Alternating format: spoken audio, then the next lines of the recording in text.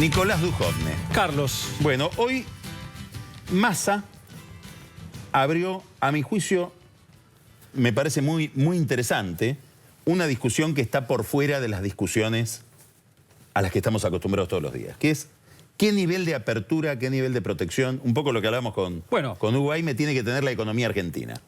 Recordá que el lunes pasado hacíamos mención a los números de las importaciones de bienes de consumo de la Argentina. Repetilo. $170 importa cada habitante por año de la Argentina en bienes de consumo, exclusivamente.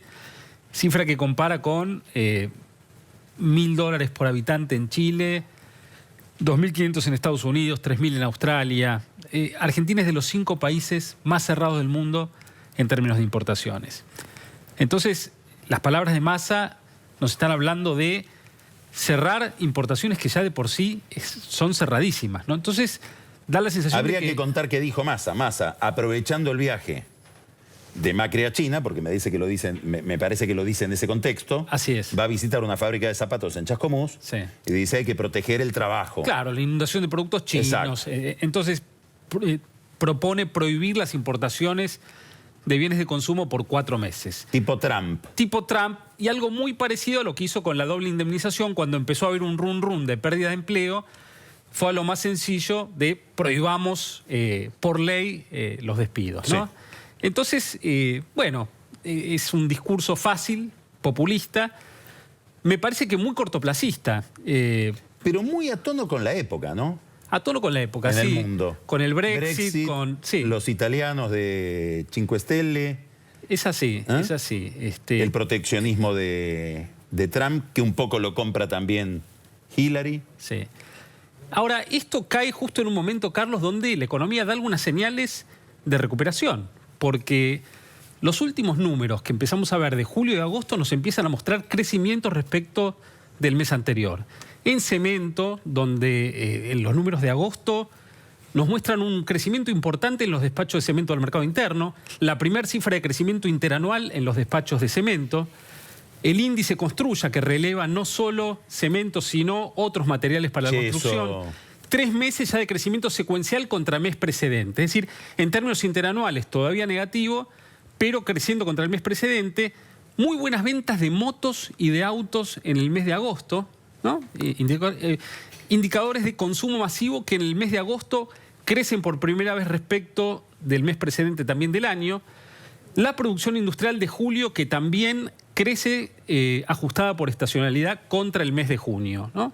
Entonces, uniendo todos estos números, es muy difícil que el tercer trimestre del año se esté contrayendo contra el segundo trimestre. Es decir, en términos medidos contra el año anterior, la economía todavía se está contrayendo, pero es probable que incipientemente estemos viendo señales de que la economía en el tercer trimestre se haya expandido respecto del segundo trimestre del año, cortando así una racha de 4 trimestres de contracción, porque la recesión de la Argentina empieza en el tercer trimestre de 2015. ¿Te puedo detener un minuto aquí? Sí. El otro día yo escuchaba a un sindicalista, Héctor Daer, uno de los del triunvirato nuevo de la CGT, que tiene fama de ser un hombre inteligente, y que decía, queremos mantener el salario y preservar el nivel de empleo. Y queremos salir de la recesión y bajar la inflación. Es como la Copa Melba, ¿no? Sí, es decir, quiero todo. Quiero dulce de leche, crema, un poco de... un gajo de... Magia y poesía. Entonces, esta relación entre recesión e inflación, me gustaría que pongas el foco ahí. Mira, Carlos. Es decir, estamos bajando la inflación con números... Es cierto. La Argentina está bajando... Y empieza a haber recuperación de algunos sectores. Yo te diría que en muy buena medida la recuperación en el consumo es claramente el resultado de que la inflación ha bajado y que los salarios han comenzado a ganarle a la inflación, ¿no? Entonces, ya con salarios nuevos después de la paritaria, tanto en julio como en agosto, es muy probable que hayamos tenido 2 meses seguidos de crecimiento en los salarios reales. Leve, pero crecimiento después de muchos meses de caída. De hecho, un dato más que me olvidé decirte, en julio, la encuesta de indicadores laborales que publica el Ministerio de Trabajo da un crecimiento leve del empleo respecto de junio por primera vez del mes de febrero, ¿no? Ahora, La inflación ha bajado por muchos factores, ¿no? No es solo por la recesión. Es porque hay un Banco Central que trata de guiar las expectativas, que habla de inflación, cosa que los bancos centrales precedentes, ni el de Marcó del Pont, ni el de Redrado, utilizaban la palabra. No Sí. es solo eso. Entonces, ahora también aparece toda una discusión sobre cómo seguir para adelante en términos de la lucha antiinflacionaria, ¿no? El Banco Central quiere seguir con metas de inflación, donde el Banco Central es el responsable principal de la lucha antiinflacionaria, y se empiezan a escuchar voces dentro del gobierno también. Por ejemplo, el ministro Prat-Gay, que propone, bueno, una especie de pacto de precios y salarios. Fíjate que dijo en algún reportaje durante este fin de semana: si no hacemos un acuerdo de precios y salarios, estamos regalando nivel de actividad, sí. inflación, Sí. en forma gratuita. Una entrevista que le hizo José del Río en La Nación. Así es. Bueno, esa era la moda en los años 80. En los años 80, digamos, se salía de la inflación con pactos de precios y salarios.